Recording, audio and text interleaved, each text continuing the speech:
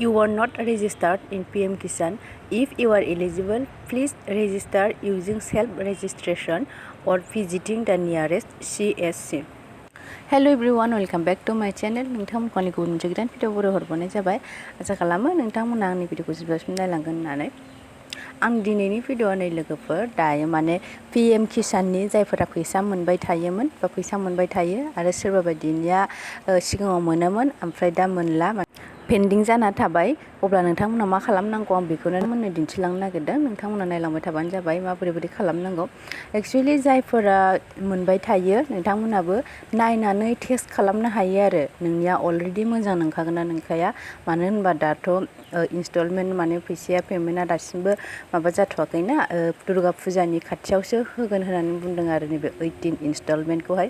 थ' ओंखायनो नोंथांमोनाबो चेक खालामनानै लानो हायो आरो जेबो गोरा नङा आरो एखे इजि प्रसेस आरो ससेल'थार दसेनिल' खामानिथार।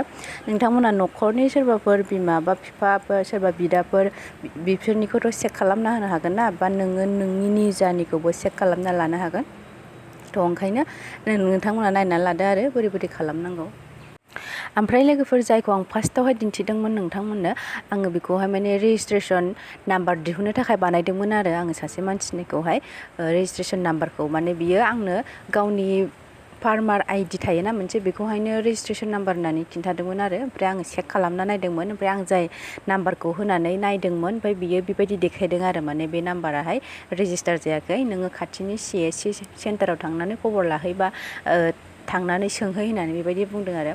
थ' ओंखायनो बे जायि देखायनाया आं रं रेजिस्ट्रेसन नाम्बार होनानैसो जादों आरो लोगोफोर बेयो जेबो बिदि प्रब्लेम नङा।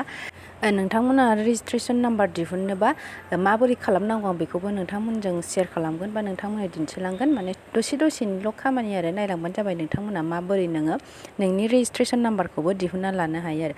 फार्स्टआवनो गोनां बुस्थुआ जाहैबाय नोंनिया आधार कार्डखौ नांथारगोन आरो नोंनि बे जा KYC साबमिट खालामनाय बिनि थाखायबो नोंनो आधार कार्डखौनो नांगौ आरो आधार कार्डजोंसो नोंनि जा आपडेट खालामनाय बे खामानिया जागोन आरो। बिदिबा लोगोफोर जोङो दायो गुगोलाव थांनोसै। गुगोलाव नोङो सार्च खालामदो pmkisan.gov.in pmkisan.gov.in नैबे गाहायाव PM किसान लिरनाय दंखायो बेयाव क्लिक खालामना होदो। बेनिफ्राय पेजखौ स्क्रल खालामदो माने बोखोदो गाहायाव लांदो थाङै थांथारनानै एसे लांबावनानै नै गाहायाव बैयाव EKYC लिरनाय दंना येल्ल' कालाराव बेयाव थुना होदो। बेनिफ्राय नै इयाव ओंखारबाय आधार नाम्बार होमबा नोङो बेयावहाय नोंनि आधार नाम्बारखौ थुना होदो।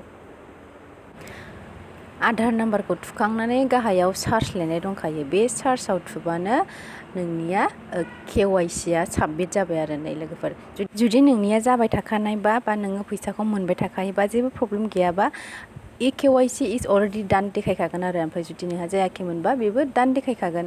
होमबा नोङो जाबाय थाखायोबाबो खेबसे चेक खालामनानै नायनो हायो आरो गोराथ' नङाना प्रसेसा खेबसे नोंबो चेक खालामनानै नाय आरो नोंना जुदि जाखानायबा अलरेडि डान देखायखागोन। थ' बिदिबा थेंक इउ स' माच लोगोफोर आंनि भिडिअखौ जोबजासिम नायनायनि थाखाय। ओमफ्राय लोगोफोर आङो रेजिस्ट्रेसन नाम्बार दिहुननायनि भिडिअखौ बेयाव होफानो हानाय नंला मानो होनबा भिडिअ गोलावद्राय जाबाय। आङो नेक्स्टआवहाय बिनि रेजिस्ट्रेसन नाम्बार दिहुननायनि भिडिअखौ लाबोसिगोन नोंथांमोना कमेन्टआव लिरना हरबानो जाबाय। नोंथांमोना जुदि नांगौबा भिडिअखौ आङो थाबैनो लाना फैगोन।